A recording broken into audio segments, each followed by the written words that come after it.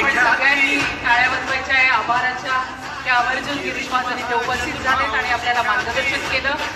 Sir आमची संघटना नाही तर संघ आहे आणि हा संघ कायम आपल्या पाठीशी आहे. आपणही आमच्या पाठीशी राहावं अशा शुभेच्छा आपण त्यांना देऊया. यानंतर माननीय मंत्री महोदय छगन भुजबळ साहेब यांनाही मुंबईकडे प्रस्थान करायचं आहे. त्यामुळे अध्यक्षीय मनोगत सुद्धा मी आधी घेतली आहे. त्यामुळे भुजबळ साहेबांसाठी सुद्धा एकदा जोरदार टाळ्या झाल्या पाहिजे.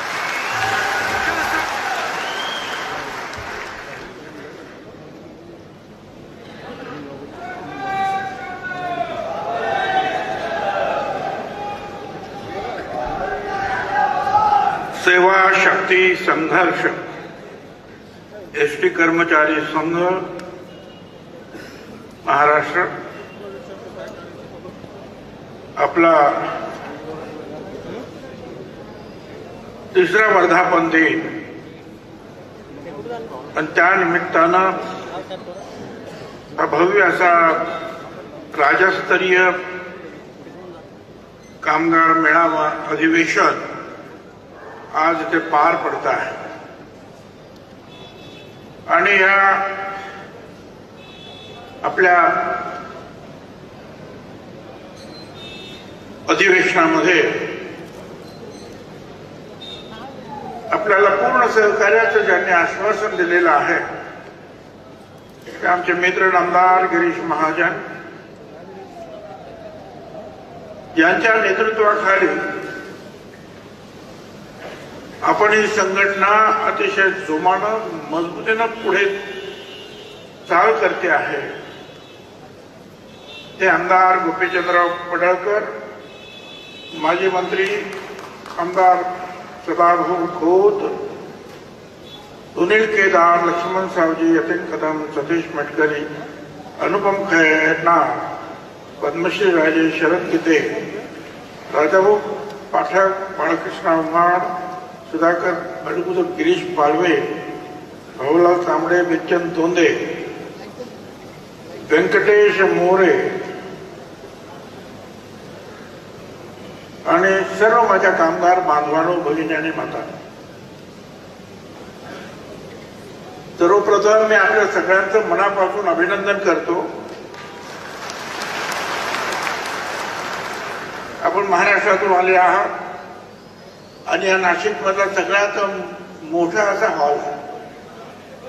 अनेक लोक कार्यक्रम घेतात तो कधी भरत नाही हॉल, पण आज इथे बसायला सुद्धा जागा नाही. एका निष्ठेनं एका विश्वासानं आपण इथं आलेला आहात.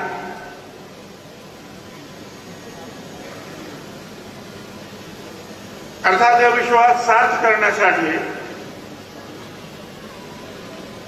आपल्याबरोबर आमदार गोपीचंदराव पडळकर आहेत, सदाभाऊ खोत आहेत आणि आम्ही सर्व त्यांच्या पाठीमागे आहोत. आमचे ते सहकारी आहेत. तुमच्या नावामध्येच आहे सेवा, शक्ती आणि संघर्ष. जनतेची सेवा करायची, आपल्या कामासाठी आणि न्यायासाठी शक्तीची एकजूट करायची आणि न्यायासाठी संघर्ष करायचा.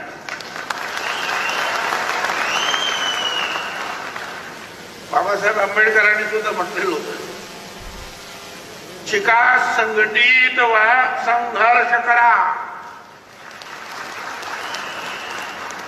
त्याच धर्तीवर आपल्या या संघटनेचं नाव आहे.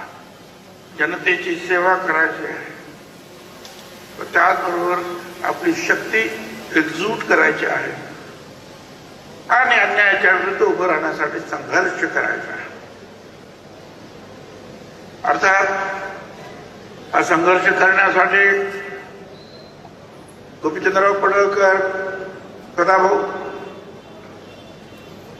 यांचं संघर्षमय जीवन कुणाला सांगायला पाहिजे असं नाही. ते आपल्या सगळ्या कार्यकर्त्यांना माहिती आहे, महाराष्ट्रामध्ये माहिती आहे. जिथे जिथे अन्याय आहे,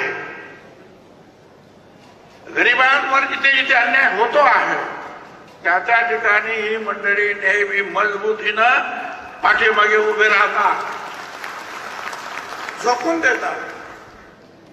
खरा सामाजिक कार्यकर्ता हा जमिनीशी जुडलेला पाहिजे आणि ते तेव्हा शक्य होतं ज्या वेळेला लहानपणापासून त्याने ह्या अडचणीची मार्ग काढलेला असेल. सोन्याचा चमचा तोंडात घेऊन जन्माला आलेले त्यांना हे दुःख कळणार नाही. सामान्य जनते म्हणजे गरिबीमध्ये वाढले, सर्वसामान्यांबरोबर वाढले, त्यांचे प्रश्न समजावून घेतले. त्या सर्वसामान्यांचे प्रश्न सुद्धा आपले प्रश्न आहेत असं या मंडळींना वाटतं आणि म्हणून हे लढतात आणि लढलंच पाहिजे. मी सुद्धा 60 वर्ष झाली मी राजकारणात समाजकारणात आहे. लढाई आमची काही पाठ सोडत नाही, आमच्याही लढाई चालूच असतात. आम्ही लढतच असतो. त्याच्यामुळे काय टक्के 2 रुपये खावे लागतात नाही असं नाही. पण एकदा ठरलं की गरिबांना न्याय देण्यासाठीच आपलं जीवन आहे, मग तिथून माघार घेण्याचं काही कारण नाही. माझी अनेक वर्ष माझा प्रवास हा एसटीतून झालेला आहे. रात्रीचा दिवसाचं बिचारे काम सुरू असतंय आणि आता तर अनेक अडचणी, रस्ते खराब तरी आम्ही आग्रह धरणार गाडी आलीच पाहिजे आणि ते रस्त्यांवर चालता चालता गाडी चालवता काय हाडं खिळखिळी होतात याची कल्पना भला नाही येणार ना. अनेक वेळेला ह्या जुन्या गाड्या चालवत असताना तो क्लच, तो ऍक्सिलेटर, तो ब्रेक दाबता दाबता पाय जे आहे पायातलं त्राण खलास होत आहे. त्याची कल्पना सध्या जे आहे सगळे जे ऑटोमॅटिक गाड्या निघाल्यात त्यांना काय कल्पना येणार की गाडी चालवताना काय त्रास आहे तो. त्यांना त्रास माहित नाही. त्यांना तर सगळे लोडेड ऑटोमॅटिक, गिअर सुद्धा ऑटोमॅटिक सगळं. पण हे आमच्या बसेस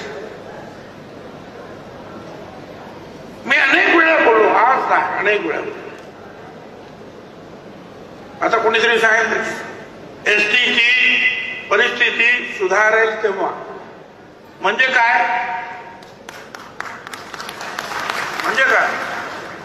कसली परिस्थिती सुधारायची आहे?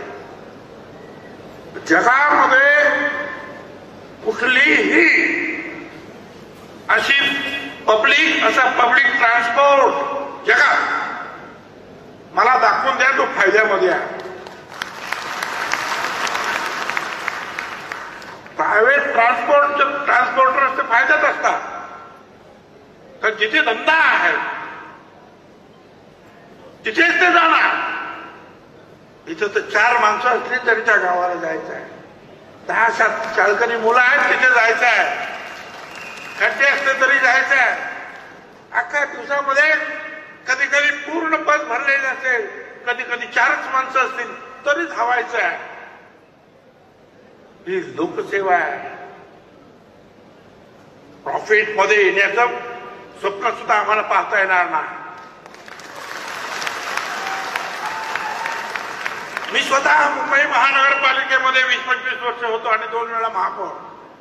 आणि त्यावेळेला BST म्हणजे बसेस, तुमच्यासारखी शहरातली बस सर्व्हिस आणि इलेक्ट्रिक कंपनी दोघांचं नाव म्हणून BEST बेस्ट. व्हायचं काय? नेहमीचा अर्थसंकल्प पाहिल्यानंतर तिथे जे गाड्या म्हणजे BST त्या डिपार्टमेंट नेहमी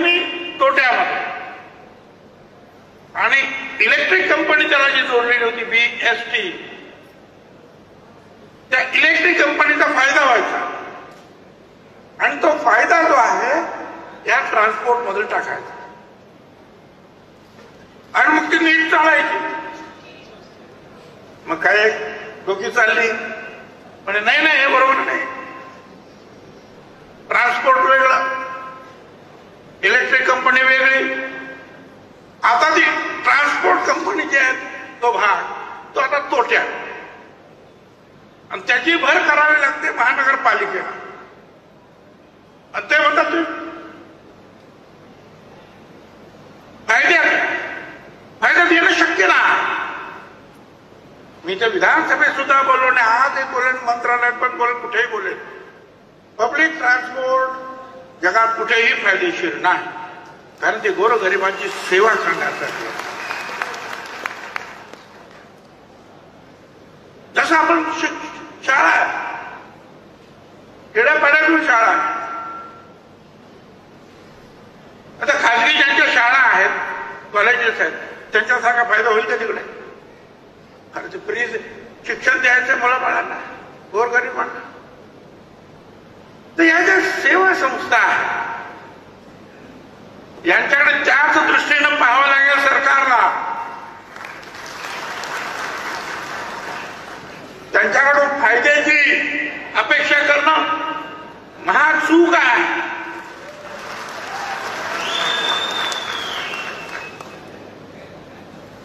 तुम्ही त्यांना गाड्या चांगल्या दिल्या पाहिजे, मेडिकलच्या चांगल्या फॅसिलिटीज द्यायला पाहिजे, पगार सुद्धा चांगला द्यायला पाहिजे. त्यांचे मेडिकल करा. मग ते कंडक्टर असतील किंवा बस चालक असतील, काय परिस्थिती असते त्यांची, थोडस वय झाल्यानंतर काय परिस्थिती असते. याचं भान जे आहे ते फक्त एअर कंडिशन मध्ये राहणाऱ्या लोकांना येणार नाही. ते जावे त्याच्या वंशा तेव्हा कळे. साधा बस म्हणून, प्रवासी म्हणून तुम्ही एकदा प्रवास करा म्हणावं आणि मग काय हालत होते त्या खड्ड्यातून खुड्ड्यातून इकडून तिकडून ते लक्षात येईल. आणि मग हजारो ज्यावेळेला हे रूट्स आहेत तिथे एखाद्या ठिकाणी कुठेतरी कुठे ब्रेक फेल होतो, कुठे टायर फुटला, मग ऍक्सिडेंट झाला, ब्रेक फेल. त्या काल का परवा कुठल्या तरी ठिकाणी, मला वाटतं पुण्याला, ट्रेलर होता आणि तो उतारावर होता, त्याचा ब्रेक झाला फेल. 25 गाड्या तुडवीत तो ट्रेलर पुढे गेला, 25, आणि एक भगिनी जी आहे मृत्युमुखी पडली. हे होत छोटी यंत्र आहे आणि त्याची देखभाल बरोबर नसेल तर काय होत. त्या गाड्या बदलाव्या लागतील, नवीन गाड्या आणाव्या लागतील. 2 दिवसापूर्वी आलो, हे मिग विमान 60 वर्ष झाली, म्हणजे ते सगळे आता लष्कराने बाजूला काढून टाकले. आणि यंत्र आहे, किती वर्ष तेच चालू. चांगल्या गाड्या घ्याव्याच लागतील. प्रत्येकाला योग्य तेवढं वेतन हे द्यावंच लागेल.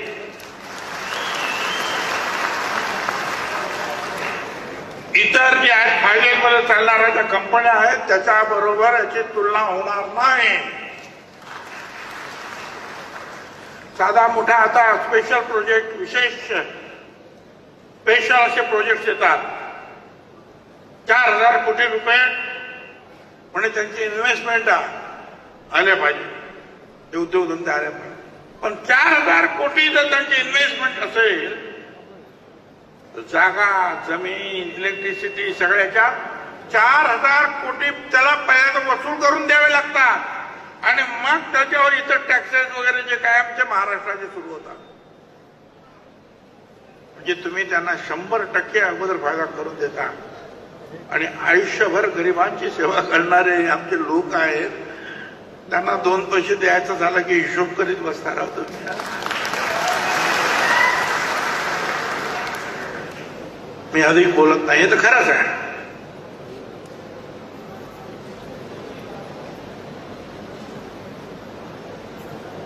प्रताप सरनाईक यांच्याकडे खात. नवीन विचार करणारा असा हा तोही कार्यकर्ता आहे. चांगलं काय करता येईल तो पाहणार आहे. आणि ते जी मंडळी आहेत लढवई आणि आम्ही आहोत त्यांच्या बरोबर.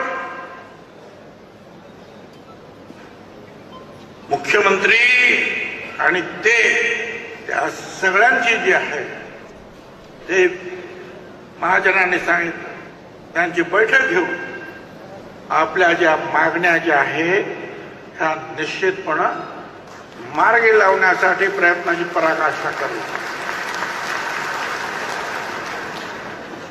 आणि गोपीचंदराव आणि खोतसाहेब तुम्ही हे लक्षात घ्या, मी तुमच्या लढाईत तुमच्या बरोबर आहे, मागे नाही. कारण माझं राहतच येत नाही, मला ती सवयच नाही. काय करणार, लढाईत नाही पुढं. जे काय वार घ्यायचे अंगावर वार घ्यायचे गोरगरिबांसाठी, स्वतःचं पोट भरण्यासाठी नाही. आणि हे लढवई कार्यकर्ते तुमच्या बरोबर आहेत. म्हणून ही 2-3 वर्षामध्ये तो विश्वास तुम्ही जो आहे महाराष्ट्रातील एसटी कर्मचाऱ्यांचा तो संपादन केला आहे. त्यामुळे एवढ्या मोठ्या प्रमाणावर जे आहे त्या अधिवेशन आज भरलेलं आहे. त्यांच्या अपेक्षा तुमच्याकडून आहेत, त्यांच्या अपेक्षा आमच्याकडून आहेत. आणि त्या अपेक्षा पूर्तीसाठी जे आहे आपण लढलंच पाहिजे. अहो, आई सुद्धा दूध पाहिजेत नाही रडल्याशिवाय, तर आपल्याला तर लढावं लागेल. आणि हे अधिवेशन जे आहे आपण जे घेतलंय ते याचसाठी घेतलेलं आहे की हा आवाज सरकारच्या कानावर गेला पाहिजे. सरकारच्या कानावर पेक्षाही प्रशासनाच्या कानावर पहिल्यांदा गेलं पाहिजे. जे अधिकारी असतात ना ते सगळे किती अडचणी, याची बदली तिकडे करा आणि त्याची बदली तिकडे करा. अरे घरी आजारी माणसं असतात, बायका पोरं आजारी असतात, आई वडील आजारी असतात. माझ्याकडे तर अनेक दिवसातून एकतरी साहेब मला तिकडे मी राहतो कुठे अमरावतीला टाकलं मला कुठे तर लातूरला. अरे म्हटलं असं काय करू नका, जवळ टाका ना त्यांना. कधीतरी घरी जायचं आणि जाता जाते एक तर ते गाडी चालवून थकायचं आणि परत घरी जातात. काय असेल त्या त्या जिल्ह्यामध्ये त्या त्या तालुक्यामध्ये काय फरक पडतो मला काय कळलं ना. माझी आपल्याला सुद्धा विनंती आहे, आपण सुद्धा आपल्या हातून चूक होणार नाही याची काळजी घ्यावी लागेल. ऍक्सिडेंट्स वगैरे जे आहेत असे होणार नाहीत. आपली त्याच्यामध्ये तुमच्याही जीवाची काळजी आपल्याला घ्यायला पाहिजे. तुमच्या सुद्धा पाठीमागे जे आहेत फॅमिली आहे, तुमच्याकडे तुमची वाट बघतात घरी. तुम्ही सुद्धा व्यवस्थित गाडी चालवायची आहे, लोकांना तो द्यायची आहे. आणि एक तुम्हाला सांगतो हे खरं आहे, हे सरकार गोरगरिबांचं ऐकणार आहे. मुख्यमंत्री हे सुद्धा सरळ हस्ते मदत करणारे आहेत. तुमच्या अडचणी 100% आम्ही त्यांच्या कानावर टाकणार. आणि तुम्हाला सांगतो पडळकर आणि खोत लढाई आयुष्यभर लढायचं असतं भाव. हे सगळे जे गोरगरीब जिथे जिथे अन्याय तिथे तिथे तुम्ही दिसले पाहिजे आणि दिसता तुम्ही. लढाई सुरू असते, लोक चांगलं म्हणणार वाईट म्हणणार. जीवन है संग्राम बंदे रे हिम्मत से काम. हिमतीनं काम करायचं आहे, बाकी तर चालणारच आहे. लोक काय हे केलं तरी वाईट आणि ते केलं तरी वाईट. पण गरिबांचे जे आहेत, तुम्ही एखाद्या श्रीमंत कोट्याधीशाचं काम कराल ना त्याचे तुम्हाला आशीर्वाद लाभणार नाही, तो विसरून जाईल. पण या गोरगरिबांचे आशीर्वाद, त्यांच्या फॅमिलीचे आशीर्वाद तुम्हाला लाभणार. आणि गरीब मनुष्य जो आहे हा कधीही त्याचं जे काम आपण करतो ते कधी आयुष्यामध्ये तो विसरत नाही, हे लक्षात ठेवा. आणि पुन्हा एकदा मी तुम्हाला सांगतो की तुमचे जे आहेत या मागण्या, त्याचं मागणी पत्र माझ्याकडे पण आहे, सगळं आम्ही घेऊन जातो आहोत. आणि ज्या ज्या वेळेला मीटिंग होईल त्या त्या ठिकाणी छगन भुजबळ हे तुमची लढवई आहे आणि आम्ही त्यांचे वकील, त्यांच्या त्या बाजूने लढणारे. तर हे वकील पत्र घेतलंय असं मी जाहीर करतो. धन्यवाद. जय हिंद, जय महाराष्ट्र. धन्यवाद भुजबळ साहेब.